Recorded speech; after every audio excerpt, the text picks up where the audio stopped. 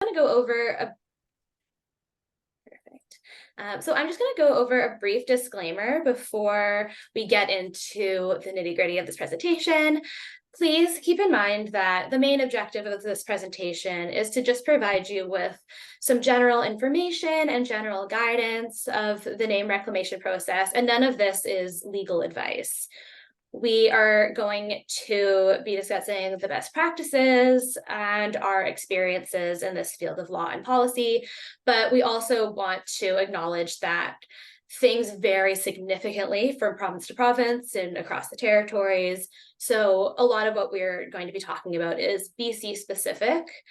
And I know that people are joining us from across the country, across the globe. So referring to your organization's specific needs and obligations and the specific needs and obligations of your clients is necessary and paramount. So we are also just going to do a little disclaimer that because this is a recorded presentation and you may not be watching this on the day that we have recorded it, the information that we will be presenting is accurate as of today, November 21st, 2023, unless otherwise specified. So what you are seeing may continue to be accurate, but we recommend that you look into some of the information yourself, make sure that you're using the most up-to-date information, and make sure that if any policy changes have happened, that you look into that.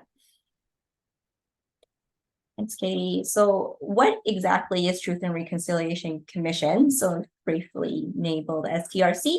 So TRC was established as part of a settlement between residential school survivors, the Assembly of First Nations, Inuit representatives, and the Government of Canada and the church bodies, who were responsible for the creation of residential school systems. So as part of the TRC, there was a report done, and in the report, there were 94 calls to actions. And this was to help further the reconciliation efforts that were going on or should be going on and repair harm that was caused to Indigenous communities by colonialism. So to quote the National Center for Truth and Reconciliation, located at the University of Manitoba, the TRC's mandate was to inform all Canadians what happened in residential schools, the document of the truth of the survivors, their families, communities, and anyone who was personally affected by that school experience. This included First Nations, Inuits, Métis former residential school students, their families, their own communities, the churches, the former school employees, government officials, and pretty much anyone living on this land that we call Canada. We also established, there's a link indicating what the Government of Canada, their progress in this report, their actions towards those 94 calls to action. It's broken down into children and youth, language and culture, health, justice in the legal system, history and commemoration, and most importantly, the reconciliation part. And something that Katie and we really liked was that it included information and calls to action for newcomers to Canada, acknowledging that there are people that will continually come to Canada who do need to know the true history of Canada. And also, if you're curious about the report itself, we also include that link at the very top of the slide. So the one that we are going to focus on today, the call of action, is the recommendation number 17. It was a call upon all levels of government to enable residential school survivors and their families to reclaim names changed by the school system by waiving administration fees for a period of 5 years. Thankfully, we've realized that some have actually done it indefinitely. They put in a commitment to that. So that's good for the name change process and the reclamation of name change process and the revision of official identity documents, which includes birth certificates, papers, driver's license, health cards, status cards, and social insurance numbers, which is kind of what Katie was saying, that it's a very broad. And then, so part of it was there was a genocide against Indigenous people in Canada, including the practice of forced abandonment of their own Indigenous names. There was a forced abandonment, and that had a profound impact on communities. If you think about it, your name includes so much more than it's something that someone calls you. It includes where you come from, where your background is. It honestly, it also is the love of your family, right? Your parents didn't just give you a random name. It came with love, right? And it's a history of your family. It's not just a name. Recommendation number 17 attempts to address the significant cultural loss by establishing a way for Indigenous people to reclaim that traditional name that is so important. And we should be thankful that we are able to use the names that we are given and that we have a choice in. And so when they're forced, that's a whole different story, right? So the TRC number 17 is very important in that sense. And that's what we're going to focus on today.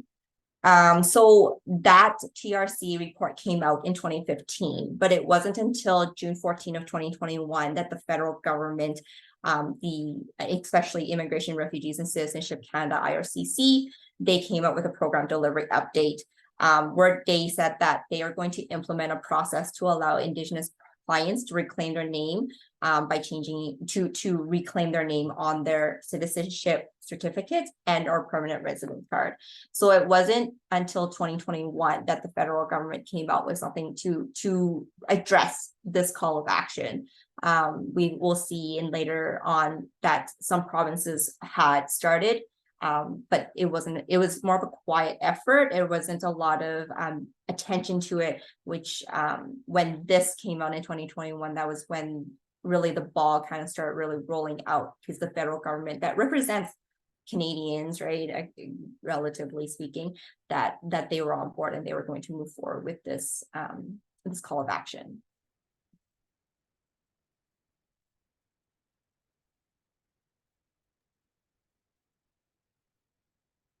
Okay, oh, there you go. So sorry, you guys. I will be jumping in here to also share a bit about the process itself and the different departments you have to go through when you're in this process, as I have gone through this process myself. So when I was in the child welfare system, as I was growing up, obviously I wasn't able to have the name that I was always called by. So a lot of the time when I was in care, even though I advocated for my own name and for that to be formally recognized, I was not allowed to. So I had to wait until many later years to do that process myself. And then it was also, I didn't understand how to do it. So when I was looking at the original process for name change, it was quite complex. It became a bit easier as this recommendation came into play and this new program came out. However, it is not without its flaws. This program is quite complex. There is still a lot of hoops to jump through. So with you, I'm sharing what exactly that looks like and the hoops I've had to go through today to make that process possible for me to have the name that I have now, which is Cheyenne Stonechild. So I had to go through all these different agencies at different points in time. There was Vital Statistics, which was reissuing documents such as birth certificates, name change certificates. I'm not married, that doesn't qualify for me, but that would for somebody else. The Vancouver Police Department and the RCMP had to also update my fingerprints to match in their federal database, which was a process within itself and quite a traumatic one. I actually had to go down to the local police department and explain to them why I needed to have this process done and also have them waive their fees and put me into their system again. And it was not a pleasant experience. However, it was one that needed to be done, and there was no way around that. Another place you would need to update some of your information is places like Canadian Revenue Agency, which is like for your taxes, related benefits of programs, and any provincial agency that you receive service from, which is public or private healthcare. And this includes every hospital you've visited or received services from. You do need to update that information independently of each other. and make sure that everyone has this updated information. And admittedly, that is a process, and there is no currently, as I understand, an easier way to get that done. And then there's, your provincial identification cards, updating your insurance, driver's license with ICBC. And then also, if you have your status card, in British Columbia, you're eligible for receiving service from First Nations Health Authority, as they handle most of that. But you do need to send something to them, just indicating that this change has been made. You do need to send them like a copy of what's been done, including your names, what was your previous name to your current one, immigration, refugee, and Canadian citizenship. You'd have to get your certificates re-updated, your permanent residency cards, and in any other travel documents that has to go through them. And then Indigenous Services Canada, Indian Affairs, they also have to reissue your documents such as status cards, update their information for related benefits and services for continued service. And then there's also Services Canada, which handles mostly passports and social insurance numbers. So this is a massive process you have to go through. And honestly, the only way I could say this, that just take your time, make a list, and go through the process slowly. And also make sure that you have just copies of everything and sit down and just try to get it done in one go if you can, or make appointments that are reasonable for you. Don't rush through the process. It's going to make it more difficult on yourself. And you might have to go recorrect things, which will become a hassle later on in time. But it's completely doable. It's just, there's no easier way to get this all done in one attempt. You do have to do this all separately with these different departments, as they handle different services, programs, different information. The one I would highlight, just to take extra care of yourself, is the police department. I know that it's a difficult place for a lot of people to go, and it's also historically speaking, like, we don't have a good relationship with them as Indigenous people of the land with the local police detachments. Just take a friend, take a family, take your time, take care of yourself in that process. I was in and out in under 20 minutes, if not less. And I got through it all right, but it's still not fun. So just remember, take care of yourself, you guys. All right, next slide. So Laura, I was hoping that if you're still eager and interested, that we could cover the bridge between Indigenous rights and the rights of the child, only because I still think it's incredibly important to highlight Indigenous rights as something that applies to us all, especially in processes like this, to preserve identity and also to reclaim identity, and especially so for children that we know have been lost in the child welfare system, who are going to be, who may very well be accessing this process as they get older. So, Laura, if you could break down what exactly is the rights of the child, what is the CCRC, and then I will jump into Indigenous rights and the bridge between the two. Great, sounds good. Thanks, Brian, and thank you all. It's great to see you here and be here. So yesterday was World Children's Day, recognizing the UN Convention on the Rights of the Child being since 1989, and really recognizing we need to continue to advocate for and realize children's rights, and that there's still so many, come a long way, and there's still so many critical gaps for Indigenous children and realization of their rights based on the Convention on the Rights of the Child. And as we all recognize, children have human rights, but they also have special extra rights through the convention. And then Indigenous children are also connected with the UN Declaration of the Rights of Indigenous People that came in 2007. And we can bridge both of these pieces together, really recognizing these critical rights for children and young people in their lives. and what this means for them. So you can look at kind of rights across the spectrum of provision rights, protection rights, and participation rights for children. And the areas covered today really cut across these areas, and particularly looking at some of the rights to culture. Shai will speak more to kind of pieces around Article 31 and the right to play and culture and realization of rights, the best interest of the child. And here you can see within Article 8, state parties' requirement to undertake and respect the rights of the child to preserve their identity, including their nationality, their name, and family relations as recognized by law without unlawful interference. So we can see these key rights for children and then how they're then connected with particular areas of treaty rights in the Constitution Act. And then over the next slide, we'll look more specifically at how that connects with the UN Declaration and the really critical opportunities to realize children's rights. Now these, with the convention, it needs to be incorporated into law to kind of be binding, and yet there's still so much power behind the possibility of what they can be and the pressures that states have to actually realize and implement these rights for children, and to kind of fulfill the duties having signed and ratified these documents. And within the Canadian context, that is the case. So there's lots that can be done in this area. Ryan, do you want to walk through these kind of specific components on the Constitution Act and then go back and forth on the next couple, or what suits you? So the Constitution Act, very, very much older, but it does not define Indigenous rights under Section 35. These rights tend to vary from group to group to group.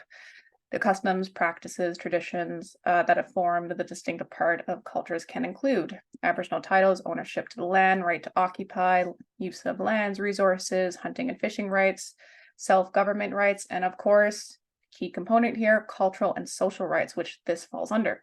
So as we know, Canada, very discriminatory, historically speaking, has not given as much care nor has honored its relationship with Indigenous people in a way that it should have. And ultimately, the preservation of identity, the preservation of culture and social rights is very important, especially now when we're in a time where a lot of people are starting to reclaim their culture. A lot of children and families who have been lost are starting to reestablish their connections solidly. And information has never been better in the sense of learning more about what your nation was about. Like, information's gotten easier to access is what I'm trying to say. And also learning more about yourself has become easier than even when I was in care. It's only gotten better, but it's still been quite a struggle in a way that not many other people outside of Indigenous cultures have had to struggle. And that might be unfair to say for some, but I only highlight that the government of Canada made an extraordinary effort to basically erase us from our own land and erase ties to our families and to our history. And they haven't necessarily done that to any other group like they have Indigenous peoples in Canada. They have done similar things and enacted similar policies, but it's a special type of what they did to Indigenous peoples in Canada was just above and beyond. And there's still, to this day, it's not just a historical issue, it is very much a modern issue and affecting many children and families and communities today. It's getting better, but we're still not quite there. And there still needs to be a lot of importance put on preservation of identity, preservation of culture, and also social rights. Just that we're here and that we should be given that respect. Sorry guys, today is not my best presenting day. However, I am still very eager to continue. So I hope you guys be kind with me today. I'm trying my best. Let's go to slide 12. So this is a big one for me. So the right to community, culture, and identity. In UNDRIP, the United Nations Declaration on the Rights of Indigenous Peoples, which is a it's a very important piece of, it's a very, very important document. A lot of time and a lot of effort was put into highlighting why why it should exist, why this culture, this group of people is important. So in Article 13, Indigenous people have the right to revitalize, use, develop, and transmit to future generations their histories, languages, oral traditions, philosophies, writing systems, and literatures, to designate and retain their own names for communities, places, or persons. So it's literally right there, the importance of preservation of identity, among many other things, because it is tied to many other things. States shall take effective measures to ensure that this right is protected, and also to ensure that Indigenous peoples can understand and be understood in a political, legal, and administrative proceedings when necessary through the provision of interpretations and or by other appropriate means. A lot of times, accessibility to political, legal, and administrative realms has been harder for Indigenous people than most would think. There's just extra barriers, added layers, and there's actually quite a lot of trauma from being a part of a formal system that historically excluded us. In Article 14, Indigenous people have the rights to establish and control their educational systems, institutions providing education in their own languages and manner appropriate to their cultural methods of teaching and learning. So this starts with everything we've talked about. Like, we have a right to partake and be here. We have a right to share what we have with our families and also preserve it and share in a way that is appropriate to preserving ourselves for generations to come and making sure our children truly know what they need to know, especially about themselves, their communities, and their ancestors. Truthfully, I always believe that freedom of information really plays high in that. However, many would disagree, only because it's not really well established yet, but conversation for another time. States shall, in conjunction with Indigenous people, take effective measures in order for Indigenous individuals, particularly children, including those living outside of their communities, which is off-reserve, urbanized, to have access when possible to an education in their own culture. This is like programs that are, if I'm living here on the West Coast, this would be like, I could have access to a program that's in Cree, or I could learn about my own cultural practices from my territory, despite being away from my reserve, despite the fact that I'm provinces apart from where I historically came from, just that it's easier. And this could be online. This could just be easier access to resources, which is not currently as available as it ought to be.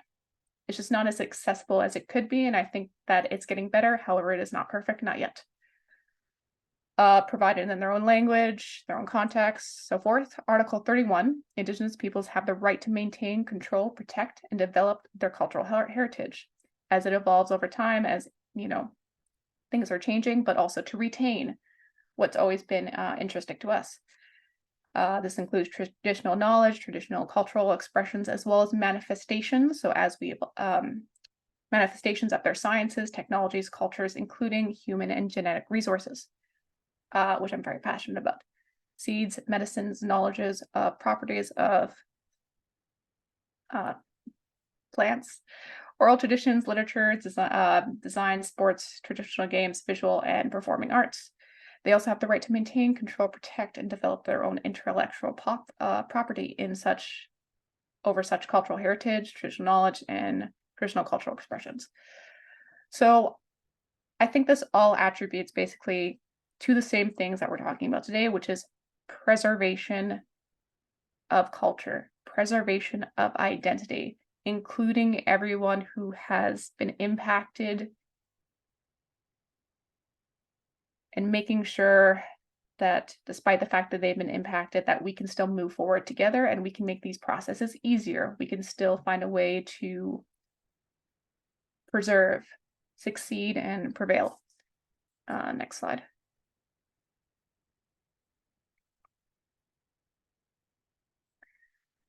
So the Convention on the Rights of the Child is another one that's dear to my heart. Laura, I hope you can help me and jump in here. So we've talked about quite a few different important articles. We've talked about a couple important documents that they all say similar things.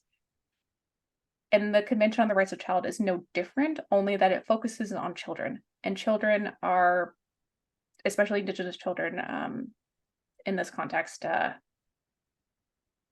they basically have rights. They have very important rights. And it's just reiterated in another document. And in this process, the preservation of identity and right to culture very much ties in. I'll hand it over to you. I think to add to Cheyenne's point is these rights for children that can so often go violated, these rights around community, culture, and identity are often seen as less significant. They're often seen as the rights that are less important, particularly Article 31, which is also the right to play, rest and leisure, and brings in a critical cultural and artistic life component. And it's often one of the rights that's least monitored, least valued, and least considered in any reviews. And if you look at kind of analysis of reviews of how rights are being implemented, it's often not considered where other rights bear crueler consequences, some would suggest. And yet this, how Cheyenne has been communicating, what's really important to think about with rights, they're relational and they're interconnected.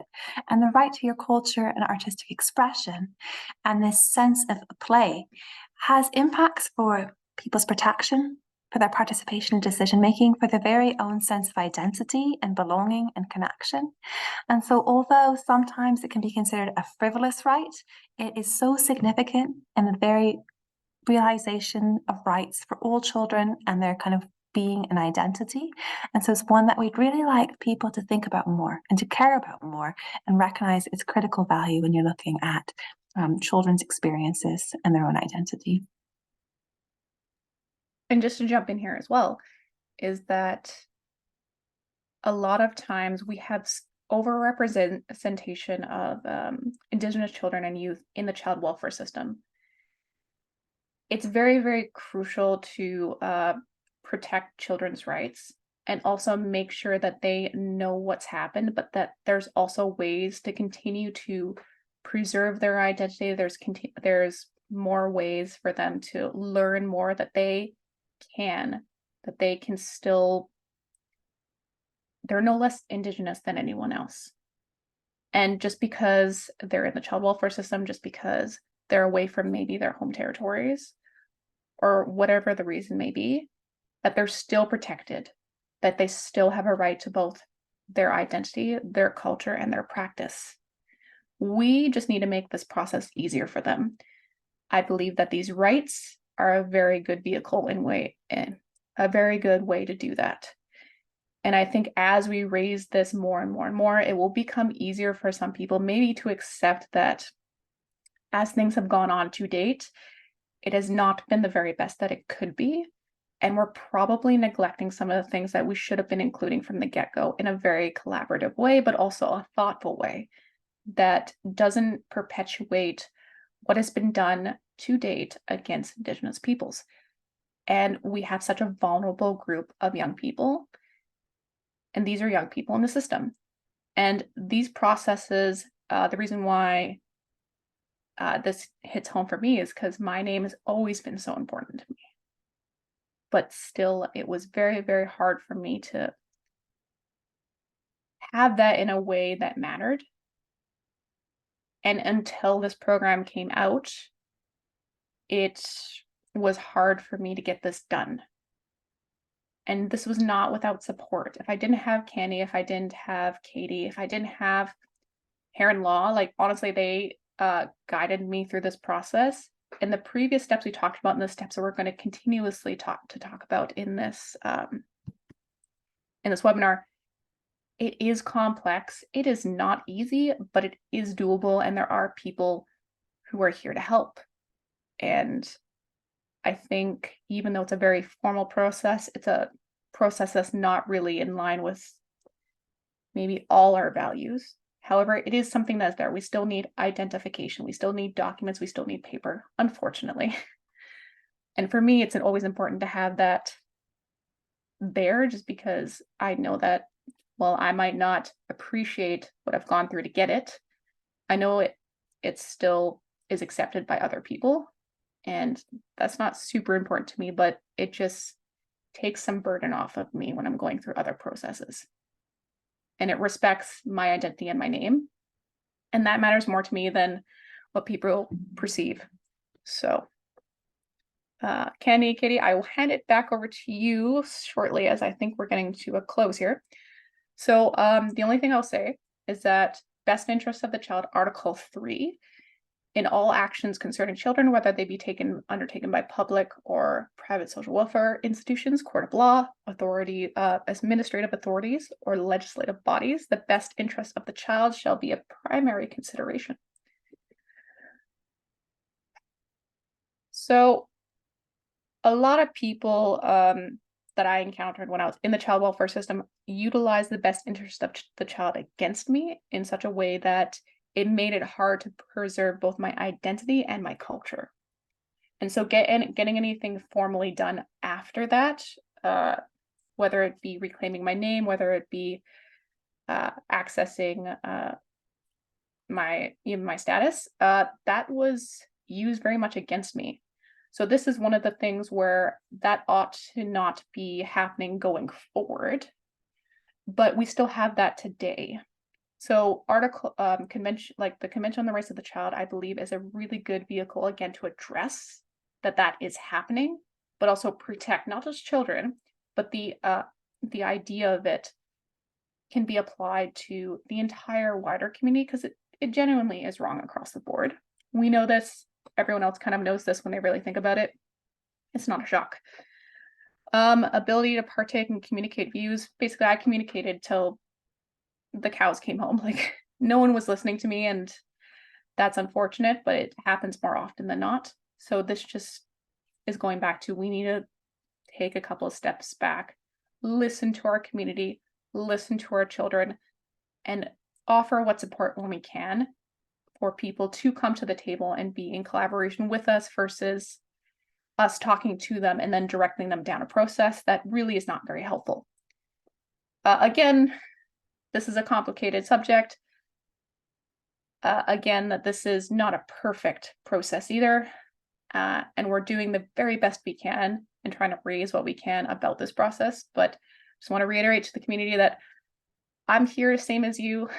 I just know that we're trying to move forward in some way, and I'm raising to you what I can. Next slide. All right, so that is enough of my spiel. I will jump in at a later time. I'm happy to go into it a bit more, but take what I say with like not a grain of salt, but just the fact that this is my experience to date, and I can only share what I can share. I might not have articulated everything as perfectly as I would like, but I just want to highlight once again that our communities have been hit pretty hard. Our experiences have been hard. What befell us was not even our fault. And it was very much circumstantial and impacted generations of our families. And it's not going to be resolved or addressed or anything in one day or many years from now, but at least we can strive to be better and do better. And we can bring each other into the conversation, and we can just try as we can. So Katie, Candy, hand it over to you. Thank you, Shay. So Shay, you did awesome. You said that this wasn't your best presentation mode, but that was awesome. And thank you so much for, that lived in experience, sharing that. It speaks volumes of your strength, Shay. And we're so happy to be part of your journey, Katie and I and Heron, everyone along. And Dr. Laura Wright, thank you for sharing your experience and expertise in children's rights. It was enlightening.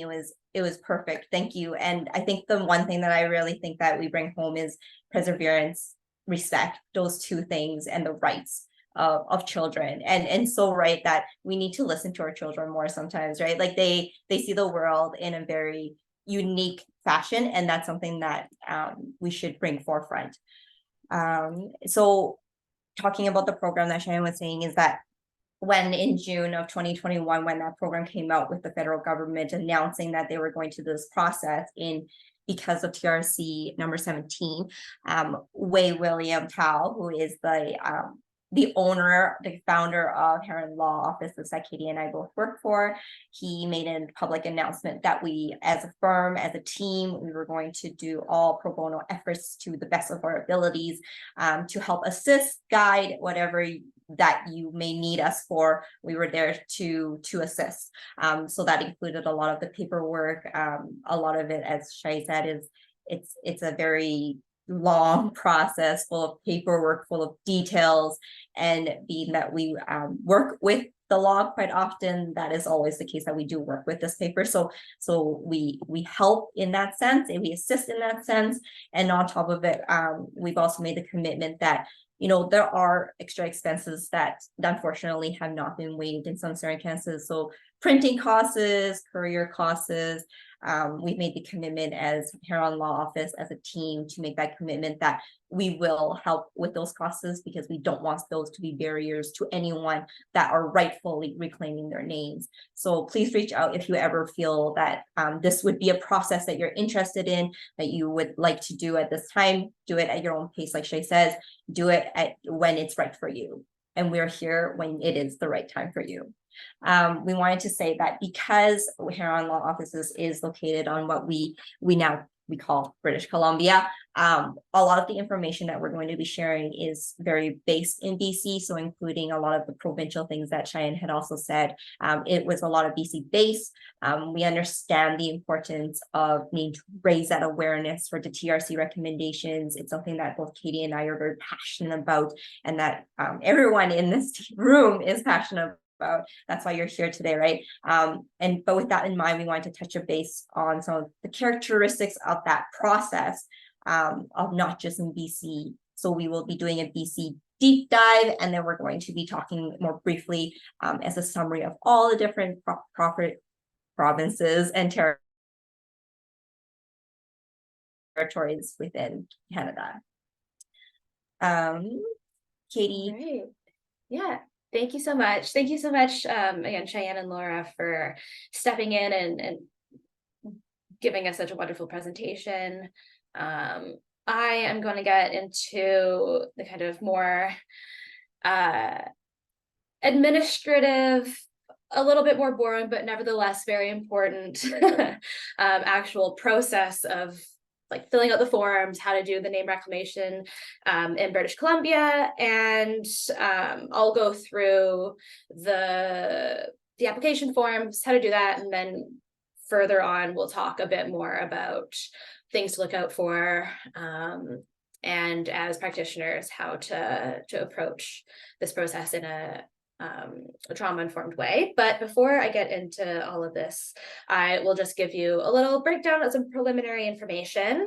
Processing time, always really good to keep in mind. It usually takes a minimum of 4 to 6 weeks for processing. It may take a little bit longer, but it typically is within that 1 month to month and a half timeline. If you are someone who is newly married and you want to take on your spouse's surname, you don't need to go through a formal name change process. You gain the right to adopt your spouse's surname by presenting a marriage certificate. And we will get into this in a lot more detail further on, but just as a flag, as Cheyenne very eloquently said earlier, legally changing your surname or any of your names can impact a lot of other things. So birth certificates, marriage certificates, your SIN number, your driver's license, your passport. And we will again provide a bit of a list at the end of the presentation, but it is just a good thing to keep in mind that the process doesn't end with the name reclamation application. It is really the start of the process. So next slide, please.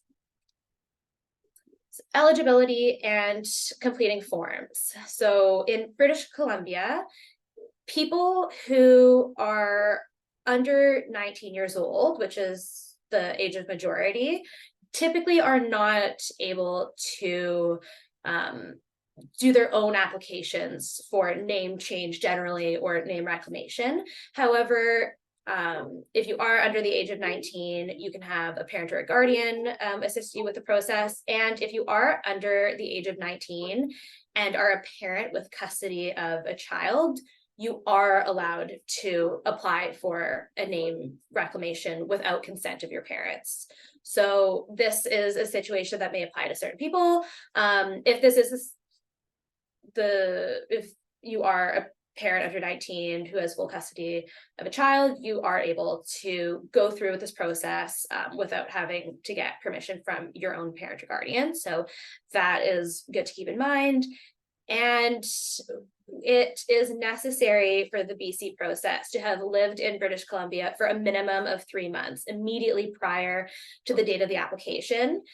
If you are in a situation where you need to urgently change your name, if you need to urgently reclaim your traditional name, you may be able to do so through the province that you moved to British Columbia from. So for instance, if you were raised in Alberta and lived there for at least 3 months and then have moved over to British Columbia, you may be able to do your name reclamation through the Alberta government instead. But this is very case dependent, so you would need to look into it a little bit more, or come to Heron Law and we can talk you through it.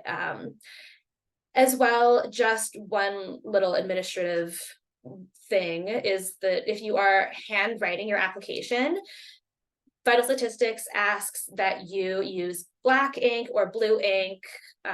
So no green, no red, black or blue only. You can also type. I'll show you an example in a little bit, but just keep that in mind. It's a small detail, but they are quite picky about that. Supporting documents are included in the application. This list has just been grabbed from the application package. So if you are born in Canada, you will need to provide your original birth certificates. If you were born outside of Canada, you need to provide certified copies. So copies that have been assessed and stamped by a lawyer, a notary, a commissioner of either your permanent resident card or your citizenship card. I won't go through all of these documents because it is, again, very case dependent. If you are married, if you're married in BC, if you are married in a different country, a different province, etc., you may have different obligations. But for all people who are adults 19 and older in British Columbia, you will need to provide a photocopy of the receipt that you were provided when you did your fingerprinting. As Cheyenne mentioned earlier, you do need to provide your fingerprints to the police/the RCMP. And you also need to provide a photocopy of your picture ID. And I will be getting into these more specifically a little bit further on, but just to flag that at the outset. Next slide, please. The statutory declaration is a very important part of this application because it includes all of the most crucial information. So a statutory declaration is a legally binding document where someone declares the truthfulness of the statements that you've made in the declaration. It is the equivalent of a sworn testimony that you might make in court, but it's written and you don't have to go to court for it. So this document needs to be sworn and signed in front of what they call an authorized person, which could be a commissioner for taking affidavits, a lawyer, a notary public, or an articling student, so a lawyer in training, effectively. And if you are looking to do this and come to Heron, we are able to sign and witness your statutory declaration for no cost. If you go to other lawyers, they may have a fee, they may not. And at Vital Statistics, here they say that they will charge $17 to witness your signature. If you tell them that you are doing a name reclamation under TRC call to action number 17, they may waive it, but I'm not sure. So that is something that you would, again, have to look into. And they do have two statutory declarations that you will need to do. One of them is included in this application package, and the other one I will show you on the next slide. Oh, well, I guess I'll show you in a few slides. So this document is a letter that was provided to us by Vital Statistics, which touches on what Cheyenne mentioned earlier, which is or what we touched on earlier, which is that Vital Statistics in British Columbia has gone beyond the 5-year period for the fee waiver for name reclamation and has committed to, at least for now, waiving fees indefinitely. And this letter is just confirmation that although the 5-year period for implementing TRC 17 has passed, Vital Statistics has made a commitment to honor the recommendation for the foreseeable future. So it's good to have that in writing. It's good to have a copy of it. And shortly, I'll show you exactly the process for requesting this fee waiver. But as of right now, you will not need to pay the application fee. Fingerprinting. As Cheyenne mentioned, there really is unfortunately no way around this. It is definitely a very difficult process. It can be triggering, it can be traumatizing. If you are 18 years of age or older and looking to change or reclaim your name, you do need to have your fingerprints taken as part of what they call here a criminal record check, but is intended to match your fingerprints with what they have on file in the federal database. So to match your previous name with your current name. It is important to note that this process has changed recently, and you will not receive a copy of your fingerprints. You do not need to send them to anyone. You just need your receipt, and that will be sent along with your application package to Vital Statistics to show that you have done the fingerprinting process, but you aren't going to actually receive a copy of it in the mail. It's also really important that you get your application to Vital Statistics within 30 days of having your fingerprints taken. It not only needs to be sent out, but it needs to be actually received by Vital Statistics within 30 days of your fingerprints being taken.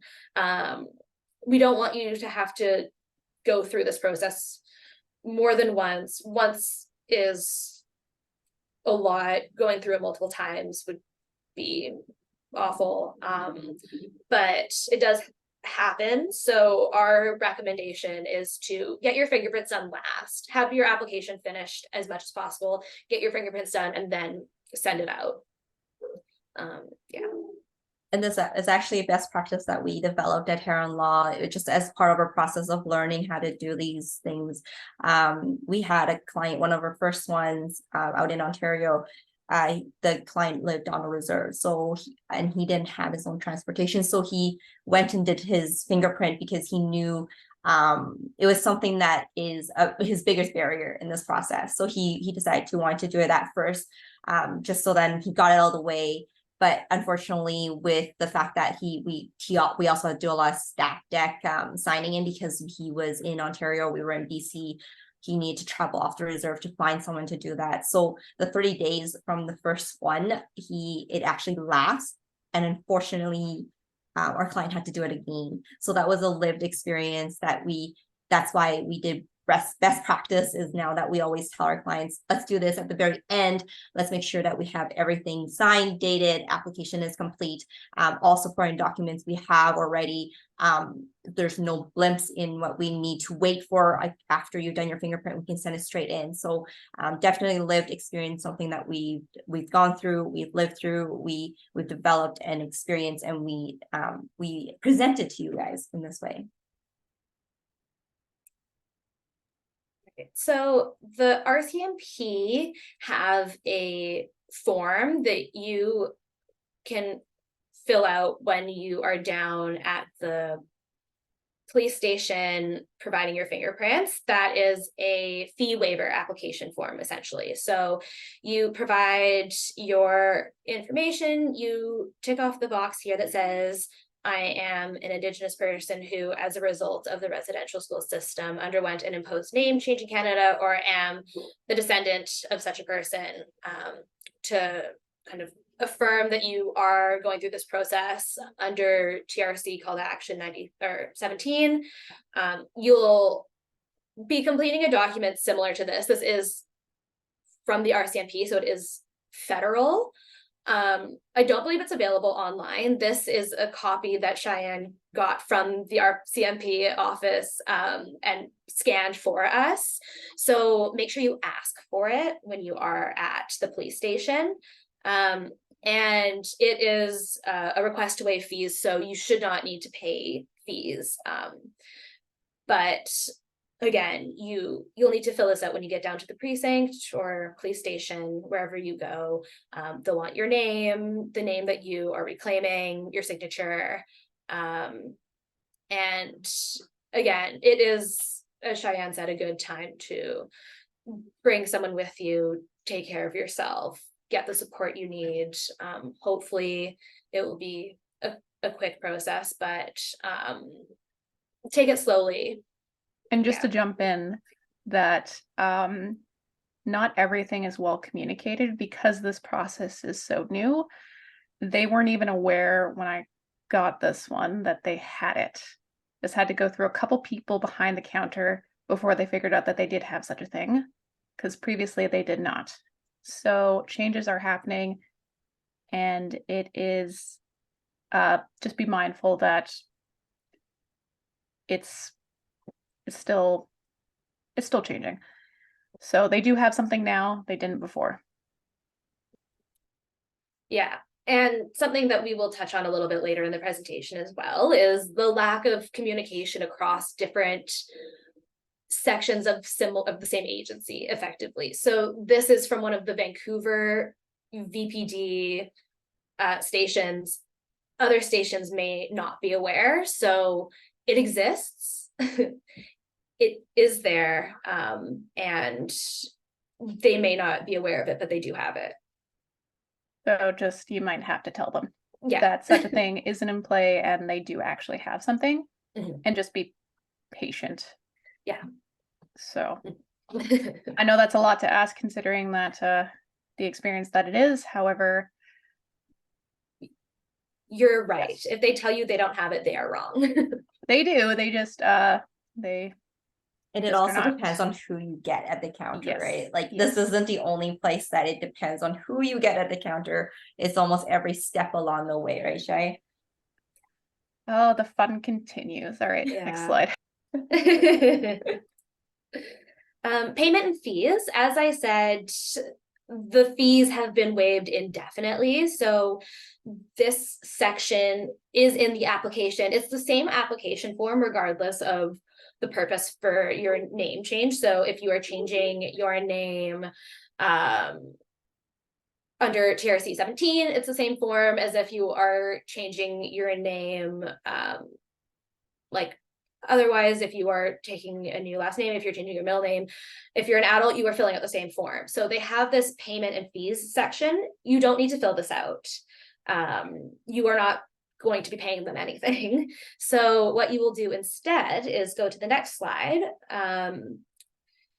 You are going to get to fill out this wonderful statutory declaration where you can get this online. This is the British Columbia government one, and it is specific to the BC government. It says up in this corner, province of British Columbia. You would need to look into it in your own province or territory if you aren't located in BC, but the process really does change province to province, territory to territory. In British Columbia, you need to specifically ask for a fee waiver. It's not automatic, and you would do this in your statutory declaration, where you might be able to see here, it says, I request a fee waiver and the ability to change my name or my child's name as applicable to my traditional Indigenous name as per Truth and Reconciliation Recommendation number 17, you can just use this exact phrasing, short and simple, to the point. We want to make sure that you get your fee waiver. And then, as it says under here, you would then fill in, I am a survivor of, or my family member, grandparent, parent is a survivor of either residential schools or the 60 scoop. And then you would write in the name that you are reclaiming. You can type this, you can handwrite it. One thing that we have kind of gone through in this process with Cheyenne is that in British Columbia, you are allowed to use special characters, but they likely won't transfer with other departments. So you can use certain special characters in your name in British Columbia, but your name and your passport likely will not have those special characters. So it can cause some difficulties when contacting other agencies, other governmental bodies, other departments about your name change. Your name may not be recognized everywhere. So that is something just to keep in mind. Vital statistics has been a little bit just a little bit inconsistent about the special characters. Yeah, Cheyenne, you can jump in. The only thing I'd say is that they're a little challenging, and with your special characters, because it doesn't transfer over to all departments, it might cause a problem with verifying your identity as well, to be mindful of. So if you choose to do that and another department chooses not to recognize these special characters, they can associate that not with your identity. Mm-hmm.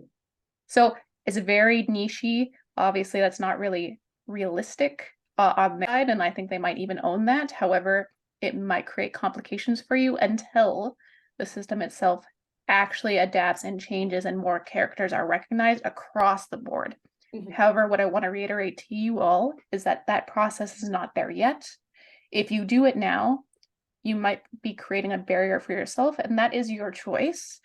But that is there, and I just want to share that with you. That is why I chose not to have special characters in my name, even though my name does qualify for some special characters in my own language.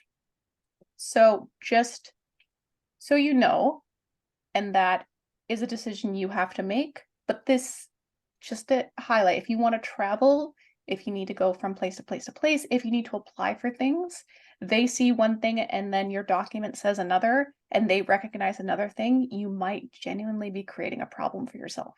Mm. But again, that is your choice. The system is constantly changing and adapting to what it needs to be adapting to, which is obviously honoring us in this process. And characters have been raised before, and I think and I hope that they are going to be adapting to that process in the future, but it's not there yet. So make the choice for yourself. And to clarify what Shay and Katie are saying, for specialized letter like characters, it means like numbers, it means anything that's not part of the Roman alphabet, not any of the ones that we see with French language. So that is specifically at the federal stage when we're talking about your passports and such, like things like that. So that's what Katie and Shay are talking about, specifically about traveling. Great, thank you. Perfect. So for submitting the application, you need to send your application and all supporting documents by mail to Vital Statistics. We have a table that we will try to go through, but regardless, even if we don't go through every province on the table, we will make sure that the table is available to you. And that has more information for each province and territory about how to submit your application. In British Columbia, you mail it to Vital Statistics in Victoria. You can either go by regular snail mail, or you can do registered mail or courier your application over. And it may be advisable to go for a tracked type of mail, like registered mail or a courier, just because we do want to make sure that your application is received within the 30 days of your fingerprints being taken. Next slide, please. What happens to the documents you submit? Your birth certificate that you will be submitting with your application is going to be destroyed, and you'll be issued a new one, or you can request to be issued a new one. Your BC marriage certificate, if you submit one, will be destroyed. You can apply to have a new one issued. If you have previously changed your name and are now changing your name or reclaiming your name, you will be required to send in a certificate from your previous name change, and you will get that returned to you, and it will be stamped with historical document not to be accepted as proof of current legal name. I'm going to touch on this on the next slide. And out of province marriage certificates, you're getting returned certified documents. So again, documents that are copies of your passport that someone has, like a lawyer has stamped, not the actual document, but a copy of the document that will be kept on file by Vital Statistics. All of this, again, is dependent on province and territory. This is just for BC. And you'll be issued a new change of name certificate to the mailing address that you provide in the application. It'll show you your previous name and your current name. Next slide, please. Yeah, so as I said, your name change certificate will be returned. Any previous name change certificates will be returned to you. They will no longer be proof of your legal name. Your new certificate will be your legal document.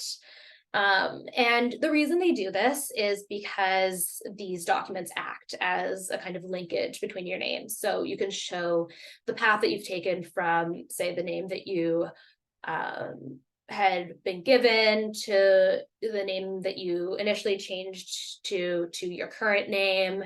It just shows kind of the thread of your names to prove that you've been the same person the whole time, to prove that you are the same person whose names have been changed. Next slide, please. If you are an adult or a parent, you will fill out the same application. They'll want your current name. They'll want the name as you would like it to appear on your legal documents, the name you want to change it to. You can type this or handwrite it. They'll ask just for some basic information like your birthday, your place of birth. If you were married, they'll want your personal health number to show that you've lived in BC for at least 3 months, etc. Next slide, please. Again, places you've lived for the last 3 months, they'll want your mailing address for your certificate. Next slide. And then here is the documentation list. This is all in the application package. If you are born in Canada, they'll either want your birth certificate, or if you've previously changed your name and don't have a copy of your birth certificate, they will want you to do a birth search, which they generally charge $27 for. You may be able to have this waived if you are reclaiming your name under TRC 17, but again, it's not something that they have guaranteed, so you would need to speak with Vital Statistics about that. Proof of marriage, if you're providing it, your fingerprinting receipt, any documents that show any previous name changes. Next slide. The statutory declaration is different than the one that I went over before. This is also in the actual application package. Again, you would need a lawyer, a notary, a commissioner of affidavits to sign and witness this. And it effectively just says that you understand that this name needs to be consistent across like your birth certificate, immigration documents, change of name certificates. This is a small thing that is actually very, very important, which is the date that you sign it and that your authorized person signs it needs to be the same. So just sit together, do it together. Next slide, please.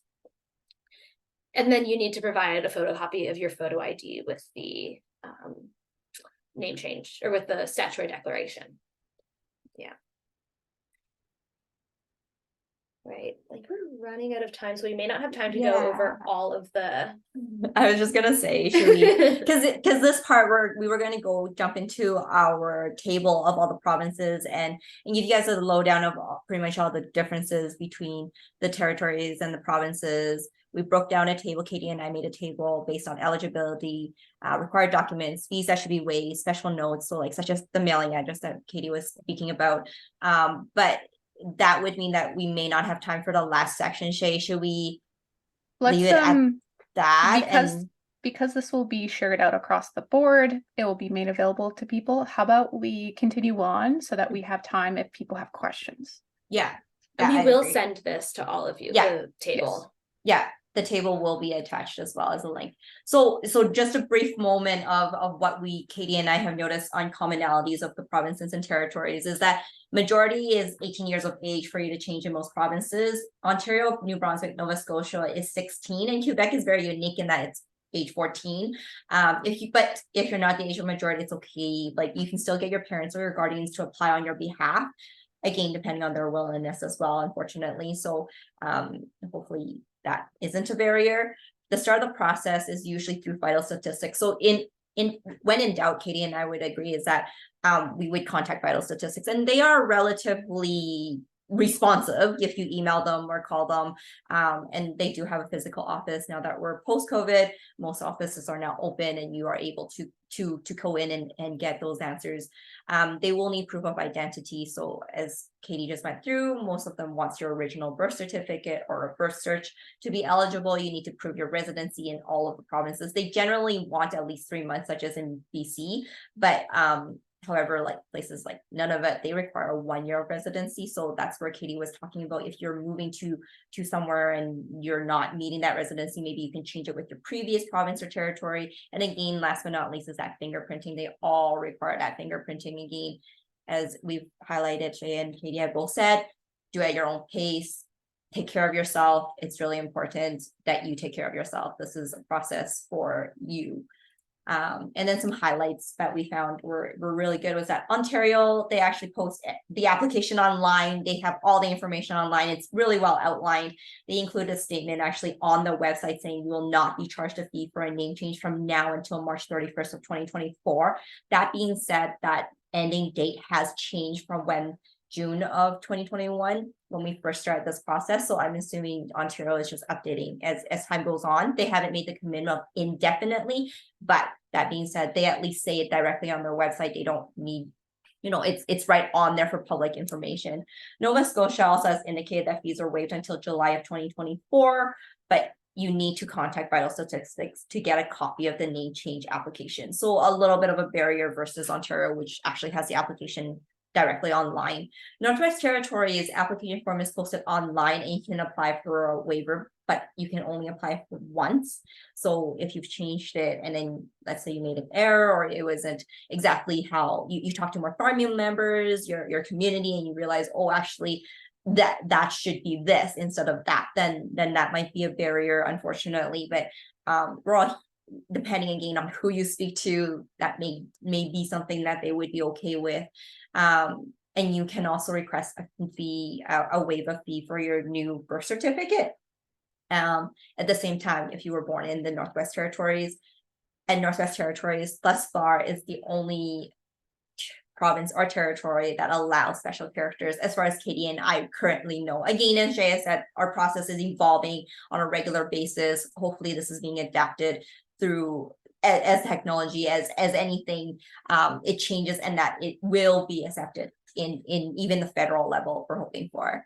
And then this is, so be mindful is that the birth certificate is needed to complete the passport application, and you're needing the original.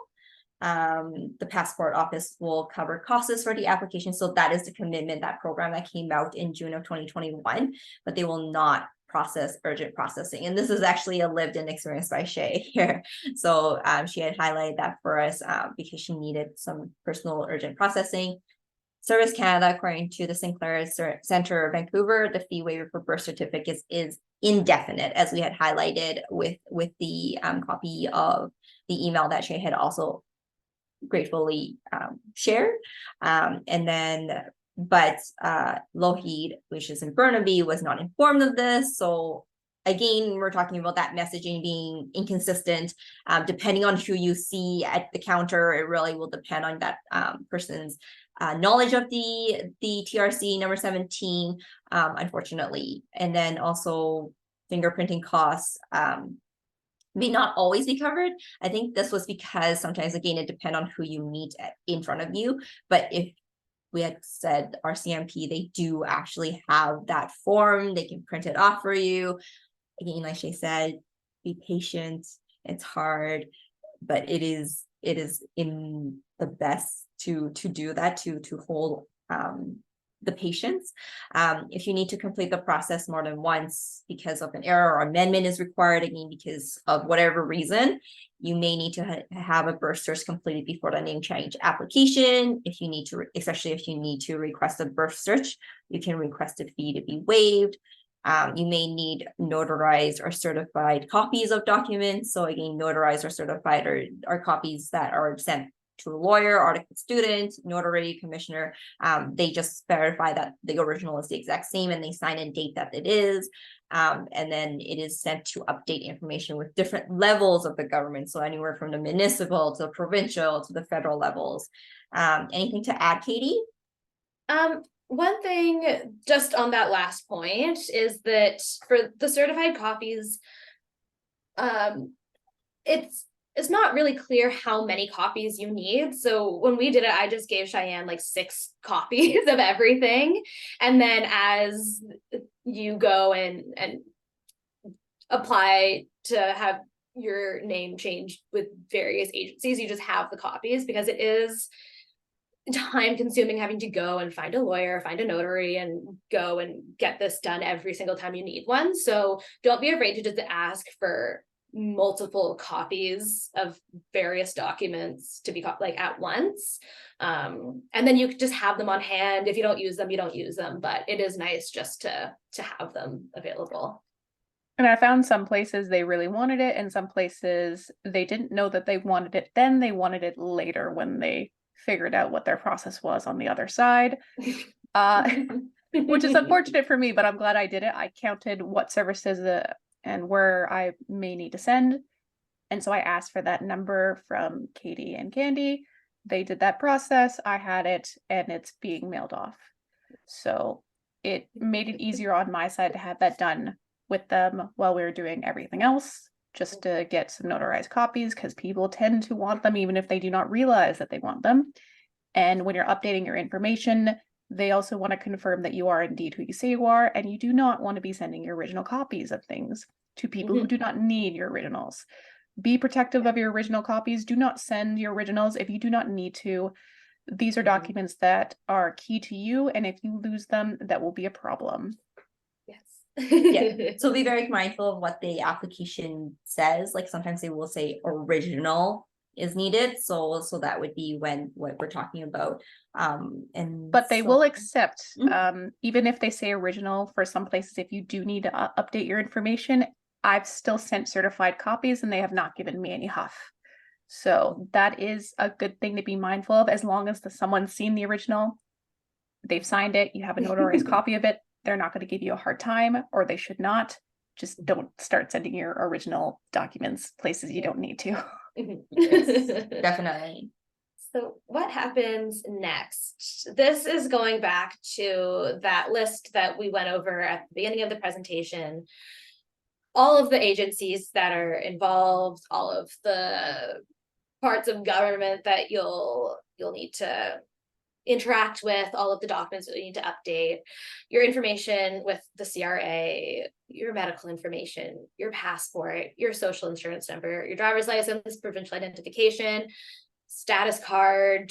I know that at the beginning of this presentation, you might have wondered, why are people in immigration law talking to me about this? And really it's partly because we are interested in this and we're very invested in this, but also partly because all levels of government are involved in this name reclamation process, and it does touch a much wider scope of departments than people may realize.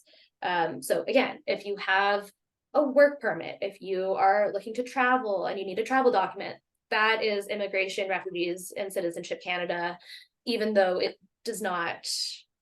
might not be one of the first things that comes to mind, it is still involved in this process. The Province, Services Canada, Indigenous Services Canada. This is a list that you can refer back to. We have here a copy of a letter that lists out some of the places that you might need to update your name. So they say wills, your bank cards, your place of employment, pension plans, your utility bills, like things that are important that I certainly would not have thought of initially until I saw this list and was like, oh my gosh, of course, that is all important. So again, you don't need to rush into doing all of this, but definitely make a list, make sure that you go through. You don't want to leave something really important off, but refer back to this presentation, look at what documents you have, and just make sure that you at least eventually get to everything. Yeah, and one thing I'd add is maybe licenses of any sort. So Katie's lawyer license, she would, for example, or medical license or anything along those lines. So that's something else that you need to look into, because your employer may require you to have that changed. Next part. So the next part is a disclaimer that Katie and I just wanted to say is that the following information can be quite triggering for some individuals.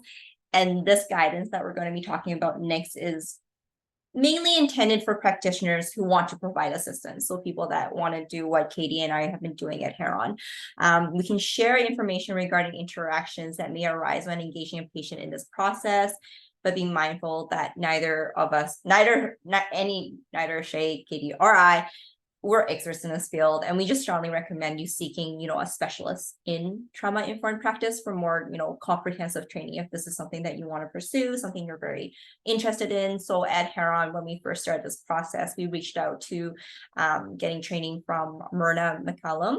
She is a trauma-informed lawyer. She has been a great support. You can find her on LinkedIn, you can find her on Twitter, you can find her everywhere. She's wonderful. So if it's something that you are wanting to proceed with, that is someone that we highly recommend. So trauma-informed practice, tips and approaches for client support. So when you're doing this, assisting this process, when possible, offer some resources or support outside of the meeting. Your meeting, unfortunately, can be what's triggering, because you'll be talking about very sensitive information. It's important that they know where they can go to seek support. As I said, always have a support person is very important. Acknowledge your client's emotions and experience throughout the process. That means listening, active listening, giving them the space. It could be silence, if that's what they need at that moment. Ask, because your clients, some will know what they need, and it could just be a break during the meeting. So maybe, your meeting is held for an hour, but there could be, short breaks in between, just so that they can be grounded once again. Refrain from making an assumption about a client's background. So just because someone, don't judge a book by its cover, right? That's really important in all fields of what you do, despite if it is, this or anything you do in life. Ask open-ended questions so that you can gather as much information as possible, without having to ask so many questions that are very divisive. And I respect boundaries and decisions. So if they say, I'm done for today, that's okay, right? It's okay, let it be done. And then, meetings can be held again. It's not a big deal, right? It doesn't have to be done in one go, right? And it's a long process, unfortunately. Uphold a commitment to education in cultural competence, so across all disciplines, and embrace the opportunity to learn from each other. So it has been a learning experience for everyone at Heron, and with every client that we have encountered, and we are so grateful to have been able to be part of this journey. What we mean by across disciplines, we mean it's not just lawyers like Katie or immigration consultants like myself. We're talking about our admin staff, knowing, when to schedule, when will it be more appropriate. So knowing that, acknowledge the power imbalance and establish a relationship with the client characterized by both equality and respect. Again, it's that word respect. We need to acknowledge that unfortunately there is an imbalance, right? Because of colonialism, everything is it's a piece of paper, as I said, that makes it so that people, acknowledges what she has been advocating for so long for herself, right? It's something that we need to know. Adapt your communication style to meet the client's need or preferences at that time. So that could just mean, again, active listening, just listen, don't talk, just listen. It could mean, you maybe need to ask a few more questions if that's the case. Some people are more quiet, it's just their communication style. If they're avoiding your, if they don't want to look you in the eye, it's fine. That's not impeding the process of filling out the forms. They may require, they might not want to write anything. They want you to write everything, which again, that's fine. Or they want to write everything. They want that, they want to be able to do it on their own. Then that's fine. Then you're there to assist them, look things over, be that, second checker, right? That's what we're talking about. Continuously challenge any predispositions you may hold. So we all have predispositions. We all have our assumptions. As much as it takes active involvement to challenge yourself, to reconstruct those thinkings. It is hard because a lot of it is unfortunately how we grew up, or what we were taught, and now we have to unlearn those things. But it is something that can be done. As Shaika says, it is something that we can do. We can do it. It is something that we're all trying to do to move forward as best as we can in the most healthy, respectful way that we can. When needed, advocate for the client's rights and needs within the system. Something that our Katie has done day in, day out, along with Shai, is that, it might be something that one of our clients is at RCMP, for example, and they're saying, no, there's no such form, there's nothing like this doesn't exist. And your client calling you while they're at RCMP and they're saying this, and you calling or you're speaking directly to that admin person or officer and be like, look, I know it exists. This is what I need you to do for my client. You need to do it because this is part of our reconciliation efforts that we've all made a commitment to do. And so it could just be as simple as getting off that phone or emailing them, right? So that's what we need. Lastly, culture humility. What it is, it's a relationship-based framework that is intended to address and invite equity into spaces where there has been inequity and privilege, like the justice system. Again, Myrna McCallum, who we recommend. I see that our time is over. Katie, Cheyenne, Laura, anything to add? Again, this is how you can find Heron if you want assistance in any way.